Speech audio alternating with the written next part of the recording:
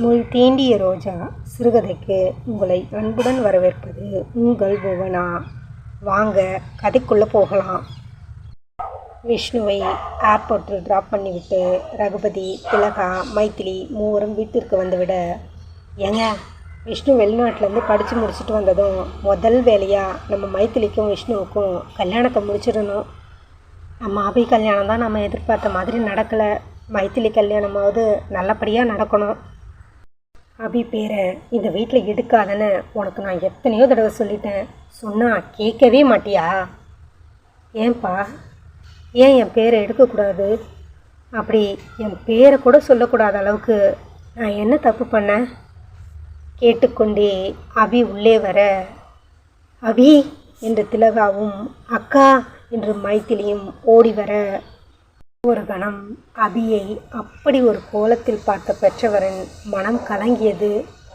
சொல்லுங்கப்பா, நான் என்ன தப்பு பண்ணேன்? அது உனக்கே தெரியும். இல்லைப்பா, எனக்கு தெரியல. நான் என்ன தப்பு பண்ணேன்னு இப்போ வரைக்கும் எனக்கு தெரியல. ஒரு பெத்தவன் சொல்லக்கூடிய விஷயத்தையா நீ செஞ்ச? உன்னால் எனக்கு எவ்வளவு அவமானம். அப்படி நீங்கள் அவமானப்படுற அளவுக்கு நான் என்னப்பா பண்ணேன்? நீயும் அவனும் கல்யாணத்துக்கு முன்னாடியே சீச்சி, அந்த அசிங்கத்தை என் வாயால் சொல்ல முடியாது. முதல்ல நீ எதுக்கு இங்கே வந்த? புருஷன் வீட்டில் ஒரு கஷ்டம்னா பொண்ணு எங்கப்பா போவா? அது நீயா தேடிக்கிட்ட வாழ்க்கை. அதுக்கு நான் என்ன பண்ண முடியும்? நானும் அவனை கல்யாணம் பண்ணிக்க சொன்னேன். அப்போ நானும் அவரை கல்யாணம் பண்ணிக்கிறேன்னு சொல்லலையேப்பா. இங்கே பாரு, வாதத்துக்கு என்ன வேணால் சொல்லலாம். நீயும் அவனும் ஒன்றா இருந்த ஃபோட்டோ கல்யாண மண்டபத்தில் அவன் சேலை முந்தானையை பிடிச்சிக்கிட்டு இருந்தது. அதோட கல்யாணத்துக்கு முன்னாடியே அவனும் நீயும் கணவன் மணியாக வாழ்ந்துட்டேன்னு அவன் சொன்னது. வீட்டுக்கு வரும்போது நீ வாந்தி எடுத்துக்கிட்டு இருந்தது. இதெல்லாம் பொய்யிலே? ஐயோ அப்பா என்று கத்திக்கொண்டே கௌதமை சந்தித்ததிலிருந்து இன்று வரை நடந்த அத்தனையும் ஒன்று விடாமல் சொல்லி முடித்தாள் அபி. என்னம்மா சொல்கிற என்று கேட்டுக்கொண்டே ரகுபதி அவளிடம் ஓடி வர, இத்தனை வருஷம் என்னை பெற்று வளர்த்து என்னை உயிருக்கும் மேலே வளர்த்த நீங்களே என்னை நம்பலை. நேற்று வந்தவர் எப்படிப்பா என்னை நம்புவார்? அவர் கேட்டதுலேயும் தப்பில்லையே. என்னடி கேட்டான்? உன் அப்பாவுடைய வசதிக்கு என்னையே மாப்பிள்ளையாக தேர்ந்தெடுத்தேன்னு கேட்டார். யார் வருவான்னு காத்துக்கிட்டு இருந்தியான்னு கேட்டார். நடத்த கெட்டவ தானேன்னு கேட்டார். எல்லாத்துக்கும் மேலே என் வயிற்றில் வளருதே குழந்தை, அந்த குழந்தையோட அப்பா யாருன்னு கேட்டார் என்று சொல்லிக்கொண்டே அபி தலையில் அடித்து கொண்டு அழுதாள். என்னடி சொல்கிற? நடத்த கெட்டவளா? அப்படி நடத்த கெட்டவன்னு சொல்கிறேன். எதுக்கடி உன் கூட? மேலே பேச முடியாமல் திலகா தழுதழுக்க, அதையும் கேட்டம்மா. வேசியாக நினச்சி நெருங்கினதான் சொன்னார். சொல்லிவிட்டு தேம்பி தேம்பி அழுதவள் மயங்கி விழுந்து விட, வேசியா? நடத்தி கெட்டவளா? ஐயோ என்று கதறிக்கொண்டே ரகுபதி அபியை தூக்க, ஹாஸ்பிட்டலில் அபியை காப்பாற்ற பெரும் போராட்டமே நடந்தது.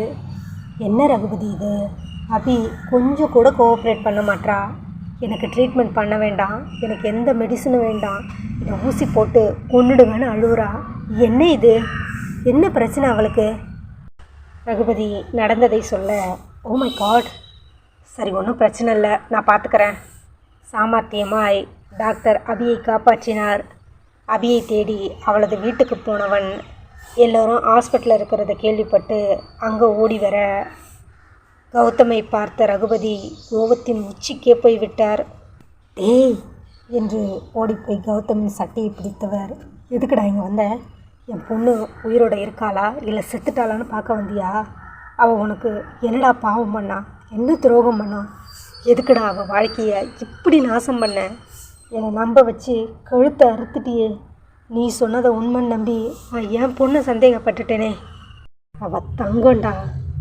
அவள் கல்யாணத்தை எப்படியெல்லாம் நடத்தி பார்க்கணுன்னு ஆசைப்பட்டேன் தெரியுமா?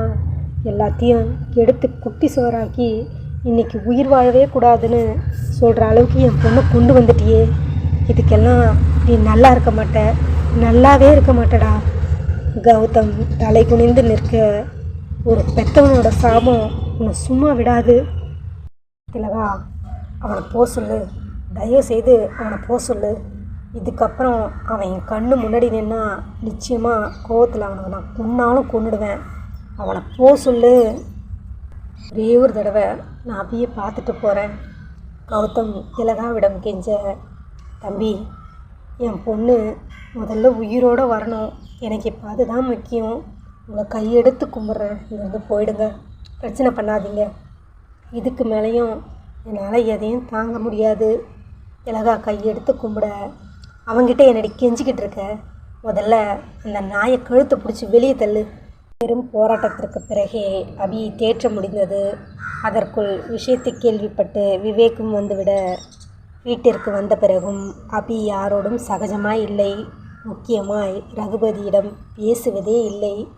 எங்கோ ஒரு மாதிரி வெறித்து பார்த்து கொண்டு திடீரென்று தானாக அழுது கொண்டு திடீரென்று மயங்கி விழுந்து எல்லோரையும் படுத்தி எடுத்து விட்டால். எப்படியாவது ஒரு தடவை அபியை பார்த்துடணுன்னு கௌதம் நடையாக நடக்க ரகுபதியை மீறி அது நடக்கவே இல்லை.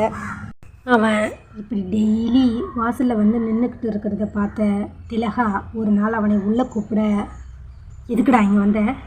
யாரை கேட்டு உள்ளே வந்த? வாட்ச்மேன், வாட்ச்மேன் என்று ரகுபதி கத்த, நான் அபியை பார்க்கணும். அதெல்லாம் முடியாது, முதல்ல நீ வெளியே போ. அபியோட அருமை தெரியாமல் நடத்த கெட்டவன்னு சொன்னவன் எந்த முகத்தை வச்சுக்கிட்டு அவளை பார்க்க வந்த? என் அப்பா தான் என் உயிர். அவரை மீறி இந்த உலகத்தில் எனக்கு எதுவுமே பெருசு இல்லை. எனக்கு லவ் மேரேஜ்லலாம் இன்ட்ரெஸ்ட் இல்லை. என் அப்பா யாரை கை காட்டுறாங்களோ அவங்கள தான் நான் கண்ணை மூடிக்கிட்டு கல்யாணம் பண்ணிக்குவேன்னு சொன்னேன். அபி மேலே நீங்கள் சந்தேகப்பட்டது தப்பு இல்லைன்னா நான் சந்தேகப்பட்டதும் தப்பு இல்லை. கௌதம் நக்கலாய் சொல்ல, தனது இந்த வார்த்தையை கேட்ட ரகுபதியின் உடல் கோபத்தில் தடவென உதற, இப்போ நீ வெளியே போறியா இல்லையா? போக முடியாது. அபி என்னோட ஒய்ஃப். அவள் வந்து சொல்லட்டும் என் கூட வரமாட்டேன்னு. அப்போ நான் போகிறேன். அவளை கூப்பிடுங்க. அவளை பார்க்காம நான் போக மாட்டேன். என்னடா திமுறா? வாட்ச்மேன், இவனை கழுத்தை பிடிச்சி வெளியே தள்ளு. மரியாதை கொடுத்தீங்கன்னா மரியாதை. எங்கே தொடுங்க பார்ப்போம். ஏங்க, ஏன் இப்படி பிரச்சனை பண்ணுறீங்க? அபியை கூப்பிடுங்க. அவள் என்ன தான் சொல்கிறான்னு பார்ப்போம். நீ என்னடி அவனுக்கு சப்போர்ட் பண்ணிக்கிட்டு? நான் சப்போர்ட் பண்ணலைங்க. என்ன இருந்தாலும் அபி அவரோட பொண்டாட்டி. அவளே முடிவு பண்ணட்டும் அவர் கூட போகலாமா வேணாமான்னு. அவள் என் பொண்ணு, இவன் கூட போக மாட்டா. அதை என் பொண்டாட்டி வந்து சொல்லட்டும். இருவரும் விட்டு கொடுக்காமல் பேச திலகா அபியை அழைத்து வந்தாள். வயிறு நன்றாகவே தெரிய மெதுவாய் நடந்து வந்தவள், எங்கம்மா கூட்டிகிட்டு போகிறீங்க? வா அபி, சொல்கிறேன். அபி என்று கௌதம் அவள் அருகே போக அபி பயந்து போய் திலகாவின் பின்னால் நின்றாள். என் கூட வந்துரு. இதுக்கப்புறம் உனக்கு எந்த பிரச்சனையும் இல்லாமல் நான் பார்த்துக்கிறேன். தயவு செய்து என் கூட வந்துரு. நான் பண்ணதெல்லாம் தப்பு தான். வேணும்னா உன் காலில் கூட விடுறேன். இல்லைம்மா, இல்லை, என்னை இவர் கூட அனுப்பிடாதீங்க. நான் போக மாட்டேன். அபி அழுது கொண்டே திலகாவின் தோளில் முகம் புதைக்க திலகா பரிதவித்து கௌதமை பார்த்தாள். ரகுபதி கௌதமை நக்கலாய் பார்க்க கௌதம் தலை குனிந்து கொண்டே அங்கிருந்து சென்று விட்டான். அபிக்கு குழந்தை பிறந்த விஷயத்தை கேள்விப்பட்டு கௌதம் ஹாஸ்பிட்டல் போக அங்கேயும் ஏகப்பட்ட பிரச்சனை. கௌதமை பார்த்து பயந்து போய் அபிக்கு ஜன்னி கண்டுவிட அவளை தேட்டுவதற்குள் பெரும் பாடாயிருந்தது. கடைசியாக திலகா ராஜன்கிட்ட கொஞ்சம் நகையும் பணத்தையும் கொடுத்து அனுப்பி தயவு செய்து அபியை விட்டு விலகிடுங்கன்னு கௌதம் கிட்ட கெஞ்ச, பண்ண தப்புக்கு அபியை இப்போதைக்கு விட்டுட்டு போகிறேன், ஆனால் யாருக்காகவும் விட்டு கொடுக்க மாட்டேன் சொல்லிவிட்டு கௌதம் ஊரை விட்டு கிளம்பி விட்டான். எந்த சூழ்நிலையிலையும் கௌதமை விட்டு விவேக் விலகவில்லை. 2 பேரும் டெல்லிக்கு போய் அங்கே ஒரு கம்பெனியில் வேலைக்கு சேர கொஞ்ச நாள்லேயே 2 பேரும் தானாய் ஒரு தொழில் ஆரம்பித்து முழு மூச்சாய் அதில் முன்னுக்கும் வர எதிர்பாராத விதமாய் அவர்கள் சதாசிவத்தை சந்திக்க மனைவி மற்றும் மகனின் குடும்பத்தை ஒரு விபத்தில் பறிகொடுத்தவர் யாரும் இல்லாமல் தனிமையில் இருக்க அவரை தனது சொந்த தந்தையைப் போல் பார்த்து கொண்டான் கௌதம். அவரது வழிகாட்டுதலும் சேர்ந்து கொள்ள பிஸ்னஸில் நல்ல நிலைமைக்கு வந்தான். கடைசியாக அவருடைய சொத்துக்களையும் கௌதம் விவேக் எழுதி வச்சுட்டு அவரும் இறந்துவிட விவேக்கும் வற்புறுத்தவே வேறு வழி இல்லாமல் சென்னையில் ஒரு கம்பெனியை வாங்கி கொண்டு அங்கேயே செட்டில் ஆகலான்னு 2 பேரும் சென்னை வந்தாங்க. அபியை திரும்ப பார்த்தா அவள் எப்படி ரியாக்ட் பண்ணுவான்னு தெரியாமல் குழப்பத்தோடையவே கௌதம் வந்தான்.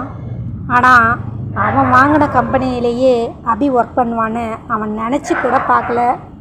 குழந்தை பிறந்ததும் பல நாள் பித்து பிடித்தவள் போல இருந்தவளை கொஞ்சம் கொஞ்சமாய் தேற்றி இந்த கம்பெனிக்கு வேலையில் சேர்த்ததே மைதிலி தான். வேலைக்கு போவதற்கு ரகுபதி எதிர்ப்பு தெரிவிக்க அவரது பேச்சை சட்டை செய்யாமல் அபியை வேலைக்கு சேர்த்து விட்டாள். எல்லாவற்றையும் யோசித்து முடித்தவன் கண்களிலிருந்து இரு பக்கமும் கண்ணீர் வழிந்து கொண்டிருக்க, கடைசி வரைக்கும் என் வாழ்க்கை இப்படியே தான் இருக்குமா? கையில் கிடச்ச பொக்கிஷத்தை அநியாயமாக இழந்துட்டேன். என்ன சொன்னாலும் நான் அன்றைக்கி அபியை பேசினது அநியாயம், கடவுளுக்கே அடுக்காது. அதுக்கான தண்டனையை இந்த 5 வருஷமாக நான் ரொம்பவே அனுபவிச்சிட்டேன். அந்த நேரம் கௌதமின் ஃபோன் அடிக்க கண்களை துடைத்து கொண்டு ஃபோனை எடுத்தான். விவேக் தான் அழைத்திருந்தான். சொல்லு விவேக். என்ன மச்சான், காலையில் அபியை காணோன்னு சொன்னியே? அதெல்லாம் ஒன்றும் இல்லை, பக்கத்தில் தான் இருந்தா. சரி, அபி எங்க? அவங்க வீட்டுக்கு போயிட்டா. அவங்க வீட்டுக்கா? என்னடா சொல்கிற? ஆமாம், போகிறேன்னு சொன்னா, கொண்டு போய் விட்டுட்டேன். நான் வைக்கிறேன். அடுத்த 15 நிமிஷத்தில் காலிங் பெல் அடிக்க, இந்த நேரத்தில் யார்? சலிப்புடன் போய் கௌதம் கதவை திறக்க வெளியே விவேக் நின்று கொண்டிருந்தான். கையில் டிஃபன். என்னடா மச்சான், உன் குரலை கேட்டே நீ எந்த மாதிரி சூழ்நிலை இருக்கன்னு என்னால் புரிஞ்சிக்க முடியும். முதல்ல எழுந்து வந்து சாப்பிடு. இல்லை விவேக், எனக்கு வேணாம். இங்கே பாரு, என்ன வேணால் நடக்கட்டும், உன்னையும் அபியும் சேர்த்து வைக்க வேண்டியது என்னுடைய பொறுப்பு. நிச்சயமாக அதை நான் செய்வேன். என் மேலே நம்பிக்கை இருக்குல்ல? நீ வந்து சாப்பிடுவா. கௌதம் விவேக்கை கட்டி அணைத்து கதறிவிட்டான். நான் அபி கூட சேருவேனோ இல்லையோ எனக்கு தெரியாது. ஆனால் எந்த சூழ்நிலையிலையும் நீ மட்டும் என்னை விட்டு போயிடாதடா. சாகிற வரைக்கும் நான் உன்னை விட்டு பிரிய மாட்டேன். நம்ம நட்பு கடைசி வரைக்கும் இருக்கும். நீ கவலைப்படாத, வந்து சாப்பிடு. ஆக, அக்கா வாழ்க்கையில் நடந்த எல்லா குழப்பத்துக்கும் காரணம் நீங்கள் தானே அத்தான்? நல்லவராக இருந்த கௌதம் அத்தானை இவ்வளோ மோசமாக மாற்றினதும் நீங்கள் தானே? சொல்லிவிட்டு மைதிலி தேம்பி தேம்பி அழ, மைதிலி இப்படியெல்லாம் ஆகுன்னு நான் நினச்சி கூட பார்க்கல. சத்தியமாக என்னால் இப்போ வரைக்கும் இதையெல்லாம் நம்ப முடியல. துடைத்து கொண்டவள், சரியத்தான், நடந்தது நடந்து போச்சு. நடந்த எதையும் மாற்ற முடியாது. அக்காவையும் மாமாவையும் சேர்த்து வைக்க வேண்டியது நம்மளுடைய பொறுப்பு. ஆனால் ஒன்று, என்ன மைதிலி, அக்காவும் மாமாவும் ஒன்று சேர்ந்தால் மட்டும்தான் நம்ம கல்யாணம் நடக்கும், இல்லையா? வாய்ப்பில்லை. மைதிலி அப்படி சொல்லாத. இல்லை அத்தான், நீங்கள் பண்ண தப்புக்கு உங்களுக்கு தண்டனை வேண்டாம். உங்களை காதலித்த பாவத்துக்கு எனக்கு தண்டனை வேண்டாம். அதுக்கெல்லாம் இதுதான் ஒரே வழி. என் அக்காவுக்கு கிடைக்காத வாழ்க்கை எனக்கும் வேண்டாம்.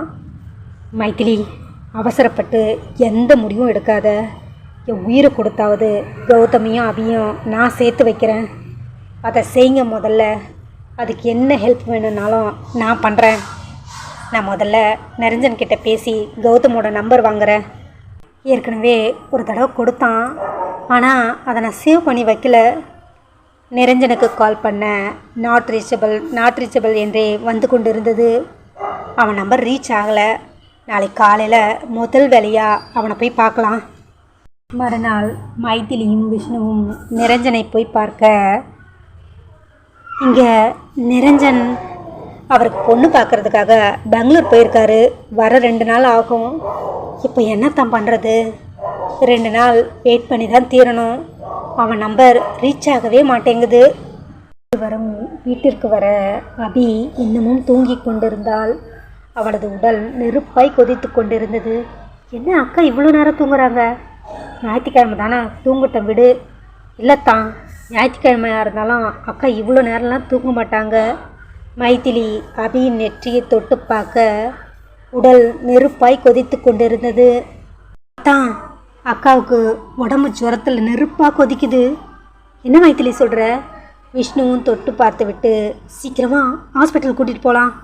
இருவரும் அபியை கைத்தாங்களாக ஹாஸ்பிட்டல் கூட்டிகிட்டு போக திருமணத்தை முடித்துவிட்டு ரகுபதி, திலகா, அஸ்வின் மூவரும் வீட்டிற்கு வந்து கொண்டிருந்தனர்.